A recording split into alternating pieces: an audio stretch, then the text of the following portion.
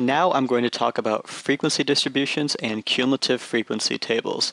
These are two different ways of displaying qualitative data in a way that's a little bit easier to read than raw data.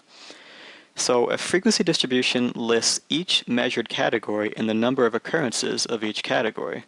So let me show you an example of that because that's a little bit hard to get. So imagine that you reached into a bag of candy 16 times and pulled out the following colors of candy. Record your results in a frequency distribution table. So just below that I have 16 candy pulls. We pulled out red candy, green candy, and blue candy. So we could pretty easily organize it into a table like that, where we have red, green, and blue, and you can see the frequency of each of the pulls, that we pulled out 6 reds, 6 greens, and 4 blues.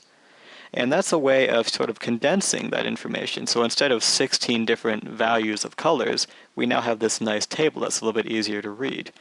And also, if you add on another column like this, you can make it into a cumulative frequency table, where as you're going down, you start to add up the frequencies. Like we start with 6 reds, and below that we have 6 reds and 6 greens, and below that we have 6 reds, 6 greens, and 4 blues to make up 16, which is how many different pieces of candy we pulled out of the bag.